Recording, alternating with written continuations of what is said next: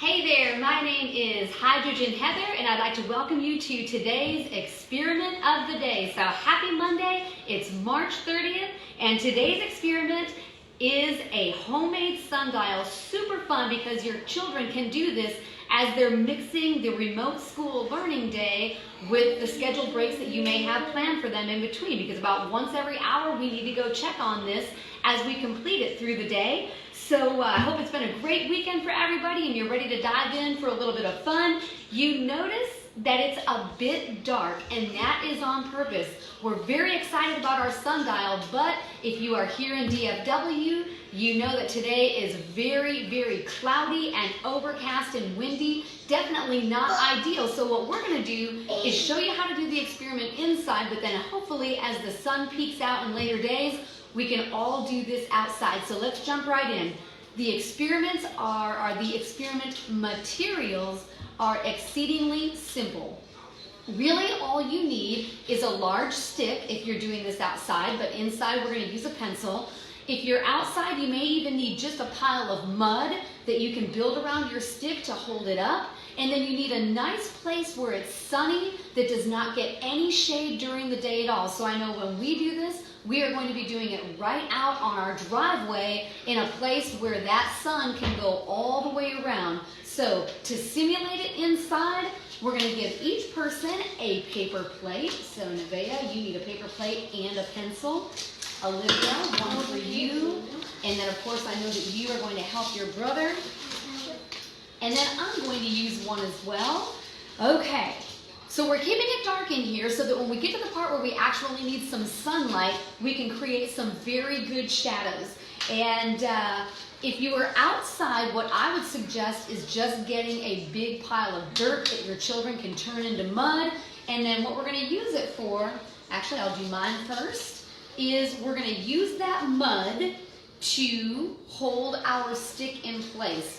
And for inside, when we're just simulating it, a pencil is perfect, and you can even do this today. But when we go outside, we're hoping to use a much taller stick that we can really firm into place with a big pile of mud.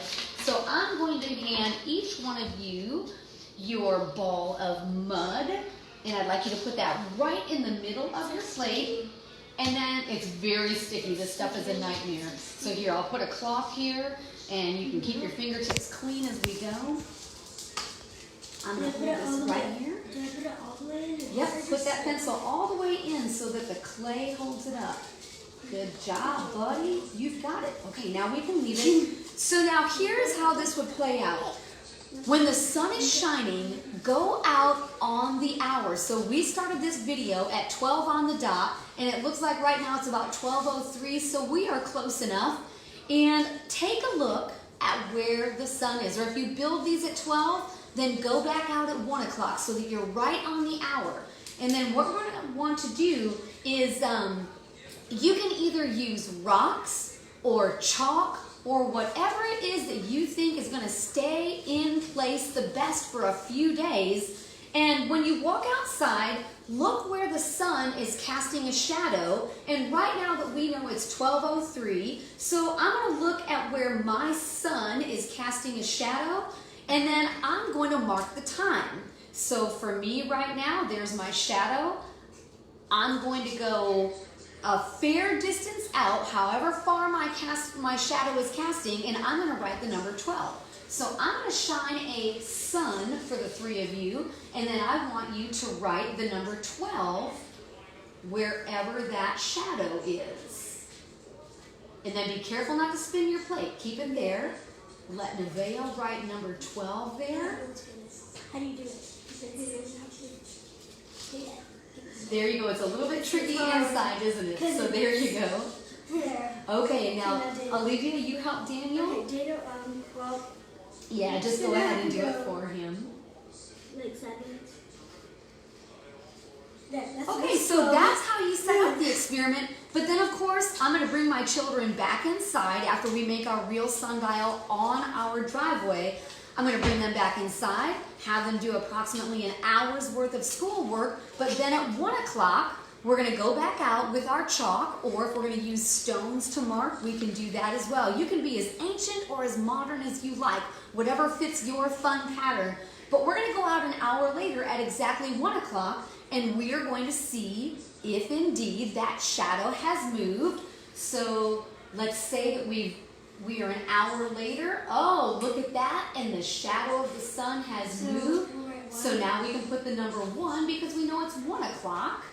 Oh, look, the sun's shadow moved on your plate as well. Oh, Daniel, the sun's shadow moved on your plate as well. So on a rainy day, you can use a lot of imagination and a lot of fun. But of course, the real drama and the real fun and the real science behind this experiment is putting this someplace set, firm, and non-moving like your driveway, and then watching the light move, because actually I said non-moving, but even young children know the earth is in motion at all times, so the sun's light is going to change. So this has been Sundials. You can find the lesson plan in 2 different places, along with some really interesting historical facts that are written kid-friendly, because there's just a few facts in there, and it's a really good story. So number 1, if you received an email this morning, click on the lesson plan for everything that you need, but then go down and click on the history, and it's very short and sweet to share with your children or your students. If you did not receive an email from us this morning, just click right below the body of this live where I put the comments at the top, and we're going to put the lesson plan right there as soon as we are finished filming. So have a great Monday, and we will see you right back here tomorrow for another experiment of the day.